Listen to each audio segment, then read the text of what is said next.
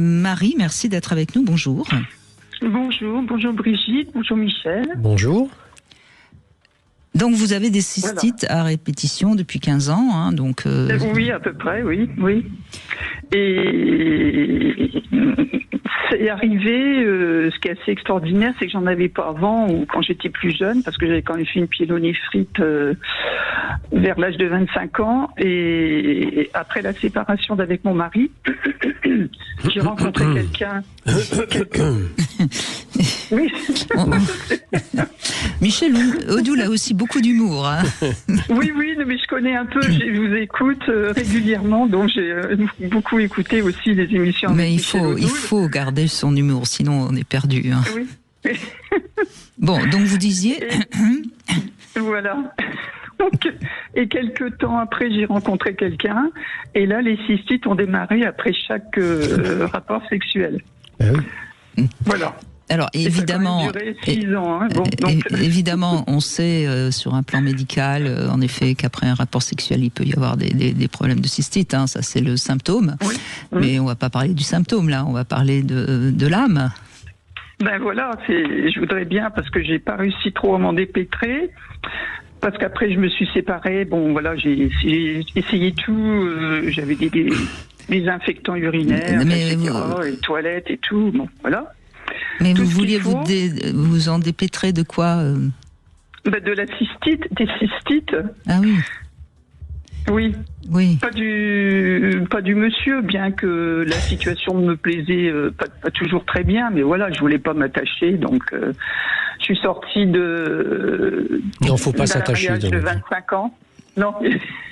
Si je m'étais quand même attachée, parce que 25 ans de mariage, vous savez, d'union, on s'attache obligatoirement. Oui, mais ça, on c'est s'attache. celui-là. Vous savez, l'attache, ça peut créer un lien comme ça peut ficeler. Hein. Tout dépend qu'est-ce qu'on en fait de l'attache. Tout dépend à quoi elle sert. Mais bon, si on veut, au-delà de la question de vous taquiner un peu, aller vers ce que peut être la symbolique qui est derrière ça. La cystite, ça concerne bien sûr le système urinaire. Elle se traduit donc sur le plan énergétique à travers un méridien particulier qui s'appelle le méridien de la vessie, qui est un méridien dont la charge et le rôle à travers la structure organique, c'est l'élimination des toxines et notamment des urines, c'est-à-dire des toxines qui ont été filtrées par les reins. Cette élimination des urines, c'est quoi ? C'est l'élimination des choses que nous avons ingérées, que nous avons assimilées, dont nous nous sommes servis, qui sont rentrées en nous, et qui, du fait de cet usage, se sont devenus obsolètes. Ce sont des eaux usées qu'on évacue. Oui. Et donc, ces éléments qui ont participé à notre vie, à notre fonctionnement, voire à notre construction, nous avons besoin de les éliminer à partir du moment où ils n'ont plus l'utilité, où ils sont plus adaptés au contexte, etc., etc. En tout cas, où, du fait de cette dégradation par leur usage, ils sont devenus toxiques. Et donc, on va trouver derrière la vessie une symbolique extrêmement puissante de l'idée que c'est ce qui sert en fait à éliminer les vieux schémas, les vieilles références, les vieilles croyances fondamentales que l'on peut avoir au fond de soi, sur lesquelles nous sommes en permanence appuyés et qui, à des moments donnés, font qu'on réagit de telle ou telle manière, même sans y penser réellement, parce que nous avons ces archaïsmes, ce que Jung appelait ces archétypes fondamentaux à l'intérieur de nous. Et parmi les archétypes fondamentaux qui concernent le méridien de la vessie, qui est plutôt un élément de nature yang, c'est l'image des ascendants, et notamment parmi l'image des ascendants, l'image du père, qui est une image puissante, forte.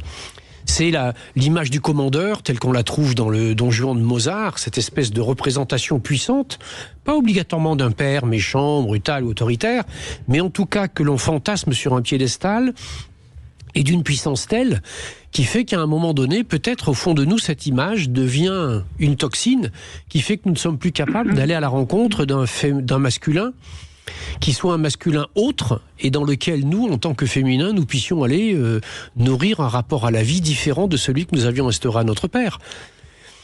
Et donc, oui. Pardon. Mon père n'était pas sur un piédestal. Non. Non, mais votre mari peut-être, ou en tout cas la difficulté que vous avez avec l'homme. Oui, peut-être plus tôt, oui. Quand vous dites que vous mettiez pas votre père sur un piédestal, ça veut dire quoi? Ben, je ne l'estimais pas tellement, non, pas tant ça. Donc c'est la même chose. Je l'ai même... ah bon. Je Mais l'ai oui. même détesté. Ben voilà. Ben voilà. Et donc il a occupé le centre de votre regard sur le masculin. Oui, c'est sûr. Ouais. Oui, en tout cas, on voit bien que votre problème de cystite arrive après votre divorce, si je comprends bien, avec un homme avec lequel vous avez pas visiblement envie de vous attacher. Vous voyez bien la complexité de votre rapport au masculin, en fait, qu'il faut à un moment donné comprendre et sans indiscrétion, vous vous êtes séparés, pourquoi? Bah parce que c'était une question de survie pour moi. Hein. C'est moi qui ai décidé de me séparer. Et bon, D'accord, mais survie par rapport à quoi? Qu'est-ce que vous risquiez? Ma survie de m'étioler peu à peu. J'allais être en retraite, donc non, je voyais pas l'avenir avec lui. Tant que je travaillais, ça allait parce que j'étais occupée par le travail, on va dire. Ça me plaisait, et puis donc après c'était... Ça vous rappelait quelqu'un? C'est mon père. Je sais pas. Hein. Non, peut-être votre mère par contre. Non, c'était plutôt l'opposé. Peut-être votre mère par contre. Ma mère... Elle a vécu une retraite heureuse avec votre père? Oh ben non, elle est décédée jeune, à 72 ans. Non, elle n'a jamais été heureuse avec mon père. Hein. Non, mais vous voyez, c'est purement et simplement de ça dont il s'agit. Mm-hmm. Et quand vous vous êtes vu, vous, ne plus être dans le brouillard qu'on peut se constituer à travers les occupations du quotidien et du professionnel, et qu'on va rentrer dans une vie où l'intimité du couple va obligatoirement devoir être sur le devant de la scène, il y a quelque chose qui devient compliqué, qui devient difficile à vivre. Aujourd'hui, vous êtes seule, Marie, j'imagine, hein? Non, je suis pas seule. J'ai rencontré quelqu'un depuis début 2024. Il y a eu des cystites au début. J'ai même eu une pyélonéphrite. Oui. Et donc puis là, après j'étais... Comment? Allez-y, on parlera de la pyélonéphrite tout à l'heure. Et puis la pyélonéphrite, parce que c'est la deuxième, sur toute ma vie quand même. Et j'ai été suivie par un urologue à la suite. Et donc ils ont vu que j'avais une vessie hypotonique parce que je retenais trop mes urines. Et ça, c'est vrai que j'avais tendance à faire ça toute ma vie, hein, donc voilà. Oui, mais Marie, on va avancer parce que c'est important. Vous avez envie qu'on vous donne un message. On a l'impression, vous voyez, moi, j'aime bien aussi cette idée qui est plus psychanalytique, mais pour beaucoup de femmes. Faire pipi debout, ça pourrait être un peu plus phallique en quelque sorte. Il y a réellement quelque chose à comprendre de votre relation aux hommes pour qu'à un moment donné vous n'ayez plus besoin d'être dans cette position de faire pipi debout. Je ne sais pas si vous voyez ce que je veux signaler. Non, je comprends pas faire pipi debout. Là, non, mais c'est-à-dire que dans la cystite, si vous voulez, ce besoin, on sait à quel point pour les petits garçons, faire pipi debout, c'est montrer leur puissance phallique. Oui. Et chez les petites filles, il n'y a pas ça, puisque on peut pas faire pipi debout. On est bien d'accord. Mais avoir besoin, déclencher le symptôme de la cystite, c'est quelque part en relation avec cette incapacité à faire pipi debout. Ah. Donc je pense qu'il serait temps que vous fassiez la paix avec le yang ou le masculin, comme vous voulez, et que vous vous affirmiez dans votre féminité avec beaucoup en pleine conscience pour prendre le terme un peu du fil rouge d'aujourd'hui. L'idée, si vous voulez, la pyélonéphrite, c'est une infection. C'était lequel de vos deux reins qui était infecté? Le droit, cette fois-ci là. Celui d'avant, je ne sais plus, c'est trop ancien. Prenons celui d'aujourd'hui, c'est celui qui est porteur de l'image du féminin. Et l'image du féminin, elle est mise à mal par une infection, c'est-à-dire par une agression d'un agent pathogène étranger et extérieur. Ce qui vous empêche de vivre et d'être libre par rapport à votre propre... Vous disiez que vous aviez quitté parce que vous vouliez vivre une retraite tranquille. Avec la cystite, c'est réussi.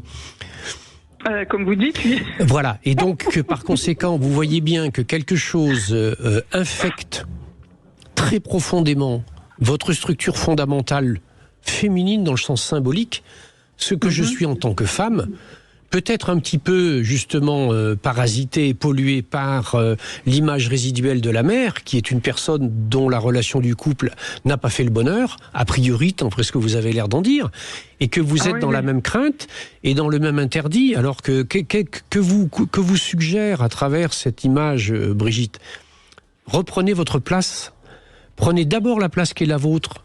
Posez-vous d'abord la question de ce que vous voulez être, vous, en tant que femme, dans votre vie d'aujourd'hui, parce que c'est ça qui va déterminer le type de masculin qui va arriver. Ben voilà, il vous reste à écouter un podcast pour bien tout saisir. Et puis je pense que vous allez aller beaucoup mieux si vous avez un petit envie. Truc, prenez juste une feuille de papier, mettez à gauche, marquez masculin, à droite féminin. À gauche, vous marquez 3-4 mots qui représentent l'image que vous aviez de votre père. À droite, 3-4 mots qui représente l'image que vous aviez de votre mère. Et dites-vous, et posez-vous ensuite la question de savoir, est-ce que ces deux représentations-là m'intéressent ? Pas du tout. Enfin, donc, vers quelle représentation puis-je aller ? D'accord. Merci Marie, en tout cas. Merci beaucoup. On va faire une petite pause. On se retrouve avec le Love Conseil. On va parler de l'effet miroir. On va jouer également avec Sud Radio et Passage du désir. Et puis, on écoutera Karen qui veut revenir sur justement les répercussions